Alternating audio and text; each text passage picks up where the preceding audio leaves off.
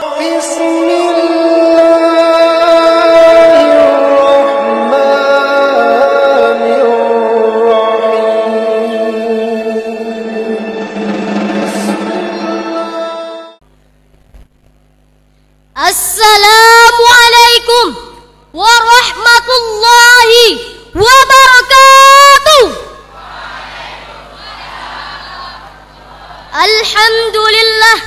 Alhamdulillahilladzi ja'alal insana khalifah. Wassalatu wassalamu ala sayyidina wa maulana Muhammad sallallahu alaihi wasallam wa alihi wa sahbihi ajma'in. Puji besertakan syukur sama-sama kita panjatkan kehadirat Allah Subhanahu wa taala. Selawat besertakan salam, marilah sama-sama kita sanjung sajikan kepada pangkuan alam Nabi besar Muhammad sallallahu alaihi wasallam dan kepada keluarga beliau dan para sahabat beliau yang sudah seiring bahu seayun langkah dalam mempertegakkan kalimatul haq, yakni kalimah la ilaha illallah Muhammadur Rasulullah. Kata-kata ta'zim wal ikraman saya yang pertama ialah kepada Abu selaku pucuk pimpinan Dayah Darul Munawwarah yang kita cintai ini dan segenap keluarga beliau. Penghormatan saya kepada guru-guru kami yang sudah mengajari kami di waktu malam ataupun di waktu sore. Dan penghormatan saya kepada Dewan Hakim yang sudah sudi kiranya menilai saya dalam berpidato.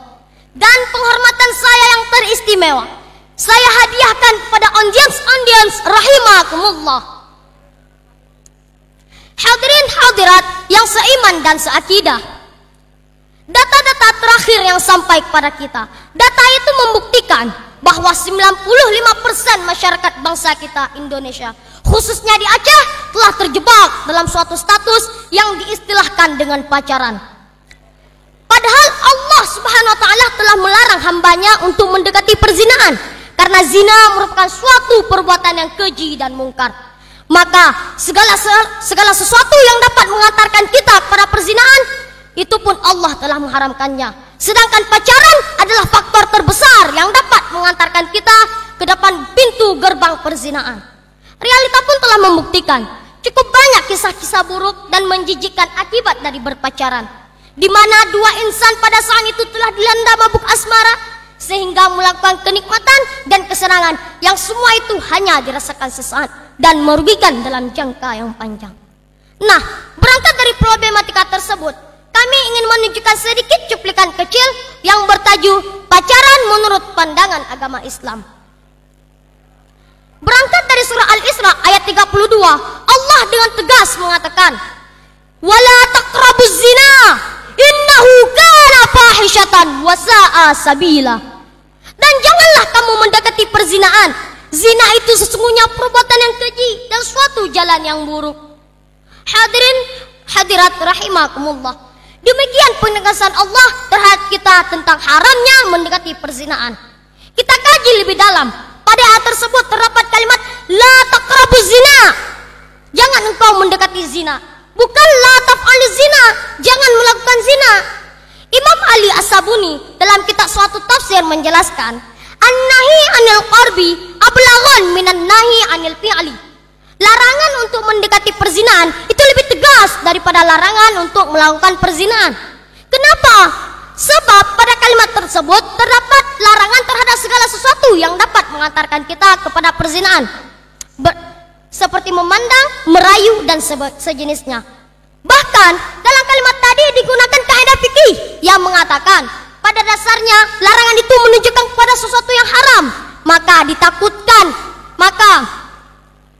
pada sesuatu yang haram, maka segala sesuatu yang dapat mengantarkan kita kepada perzinaan atau setiap perilaku yang dapat memancing kita untuk berbuat zina, baik dalam bentuk pacaran, itu hukumnya adalah haram, haram dan haram.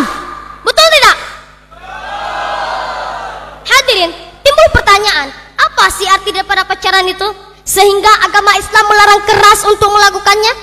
Secara perspektif Islam, pacaran merupakan suatu wadah di antara dua insan yang kasmaran, sering cubit-cubitan, pandang-pandangan, pegang-pegangan tangan, hingga melakukan hubungan yang dimurtakan oleh Allah Subhanahu wa taala.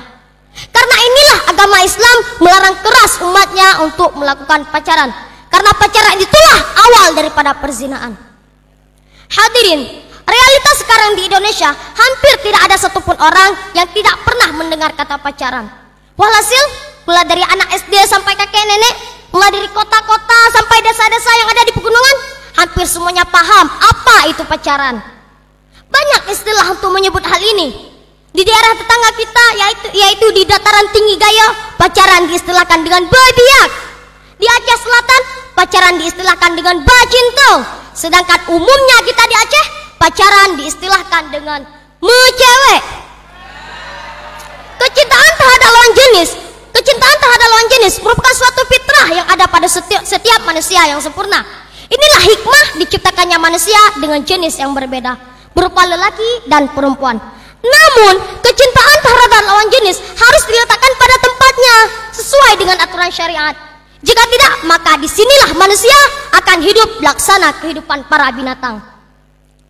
Hadirin, jika kita melirik ke arah lain, saudara-saudara, ternyata ada juga wanita yang berbusana muslim dan pria yang memakai busana muslim jatuh ke dalam jerat syaitan ini.